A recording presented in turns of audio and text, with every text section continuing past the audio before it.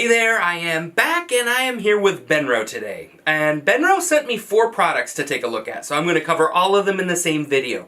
We're going to look at 2 ball heads, and then we are going to take a look at 2 sets of legs. So as far as the ball heads go, I have them right here. One is the IB2 and the other is the B2. And I am actually going to just set one of them down at random because the layout of how these work is essentially identical. There's very, very little difference between the two. One of them, the IB2, is magnesium, and the other is aluminum, which gives you a little bit more load-bearing ability. And the aluminum one, the B2, to me feels a little bit more sturdy, perhaps. But in so many ways, these 2 ball heads are essentially almost identical. Honestly, even in price, I would consider them identical. They're $10 difference, but when you're factoring in gear that you're going to own for years and the trust that you're putting in it to put your many hundreds or in many cases thousands and thousands of dollars of gear on it, you're not, $10 is literally nothing to factor in between the two. The knobs and the layout and the construction and whatnot are virtually identical. Couple of things that I want to point out. Both of them have a bubble head up on the top, which I think is great. They both use an Arca-Swiss plate. They actually both come with the exact same Arca-Swiss plate. The B2, the one that's $10 more, has really nice rubberized grips on the knobs around here. Not up on the release knob, but on the other 3. On this one, it's more of a plastic textured grip. And there again, for $10, I think I would go with the one that has the rubberized feel to it. You know, personal preference, I guess. When you see the 2 side by side, it's not a win-lose type of thing, but I do like the rubberized. The thing that I love, and they both do this exactly the same way, and I think it's probably the strongest strongest feature of these ball heads, is that when you loosen up your quick release knob, it will not loosen to the point where this comes out. Your release plate actually stays locked in until you do an extra pull, and then once it's pulled out, you get an extra little, some gear clicks in and it'll move it out further, and then you can remove your camera and your plate. This is a fantastic safety feature. I think that this is something that should be in most ball heads of any price at all. The fact that these are just barely over $100 and they both have that, kudos Benro, that's awesome, and I love it.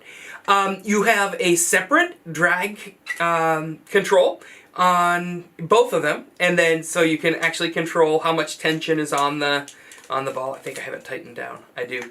Alright, so you can control, and obviously you don't want it to flop around like completely loose, so you set your drag wherever you want it so that it has enough tension that you're not going to completely lose it, and then you pretty much set that and leave it.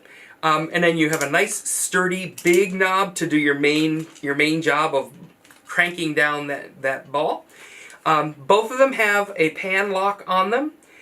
There's a slight difference in the way that they have the numbering on the panning.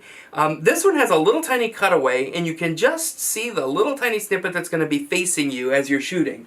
On the IB2, it has the numbers all around the outside, and so it's just slightly different. You have a little delineating arrow here that points down to what number you're at. So if you're doing a pano and you want to keep everything very precise as you're stitching a pano, you know, there is that.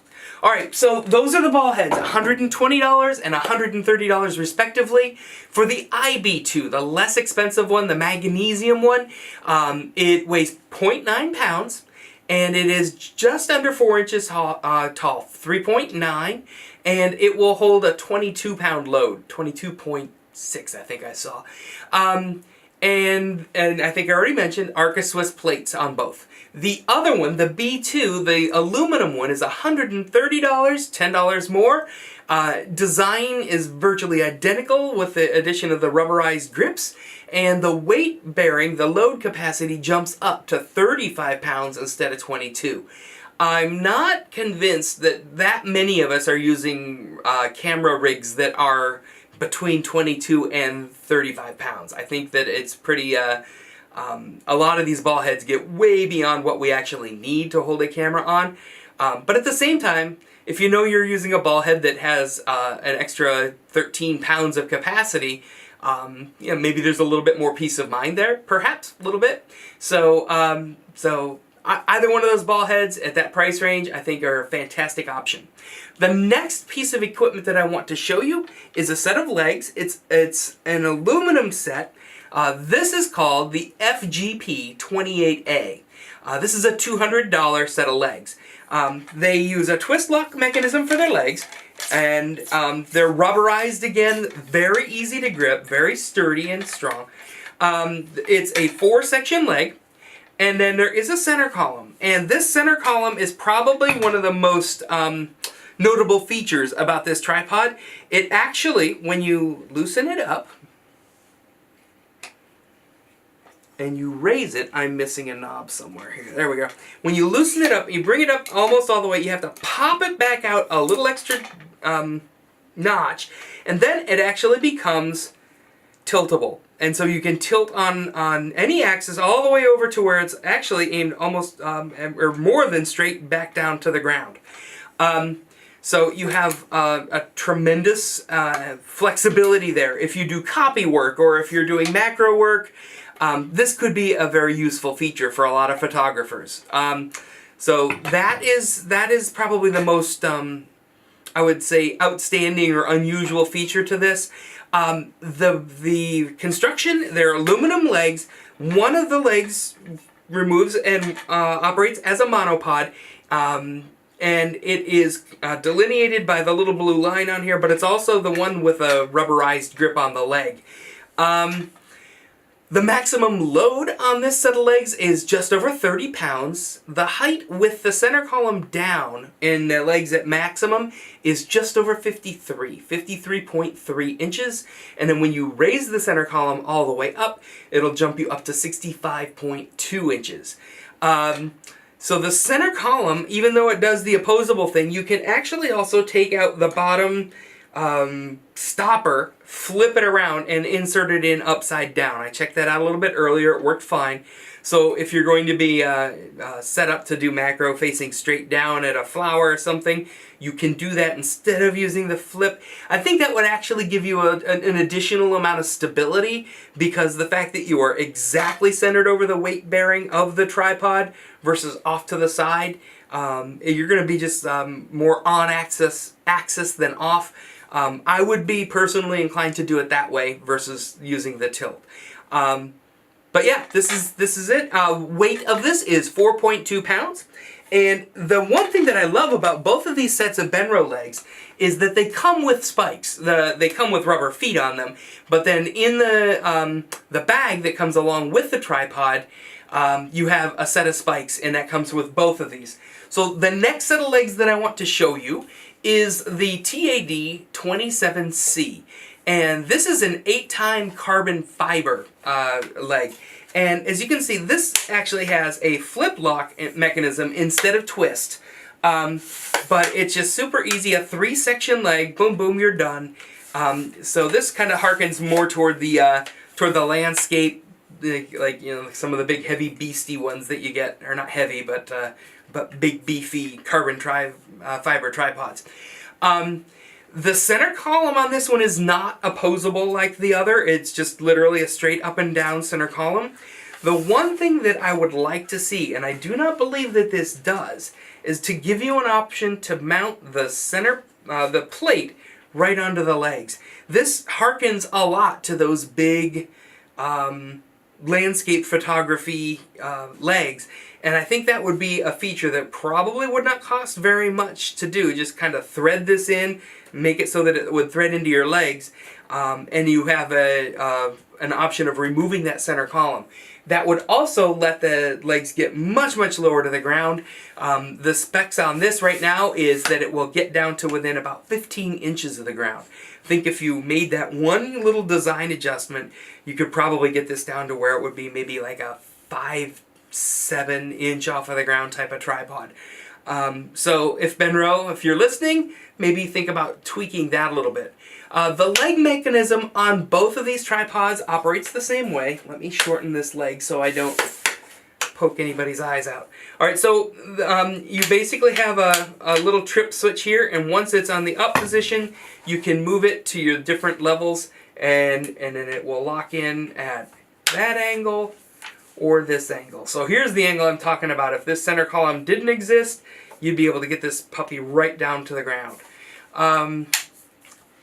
That's basically it. This is, oh, you have a little D-hook here on this one for hanging a sandbag off of that, which I absolutely love.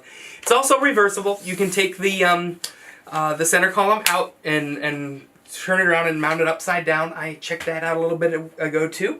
The other thing that I want to show you, pardon me for bending out of frame for a second, are the bags that come with these two respective tripods. So I actually love one of them and don't really like the other one as much. And the one that comes with the aluminum tripod is exactly the length it needs to be to hold the tripod, but it does not have enough room to include the ball head on the tripod. And I think that it would be really well advised. It would be a great little additional perk to have an extra 4 or 5 inches on the end of this bag to have the ball head included inside the bag.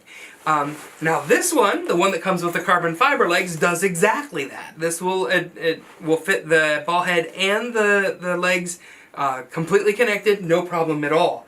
The bag that comes with the aluminum legs actually has 2 very nice pockets on the outside, and the I had mentioned that it comes with the feet, the little spikes, but it also comes with your wrenches and your Allen wrenches all in a nice little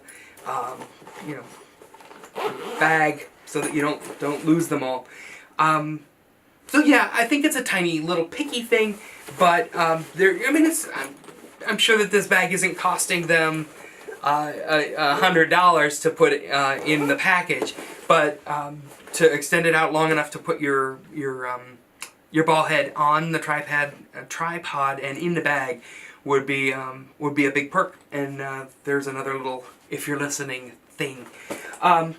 That's it. If you are listening to this video in the month of May 2017, I would love to have you subscribe. I'd like to have you subscribe anytime. But in the month of May 2017, there's an additional perk that new subscribers who also share out the link to the Kickstarter for Breakthrough Photography are entered to win an X4 CPL filter from Breakthrough.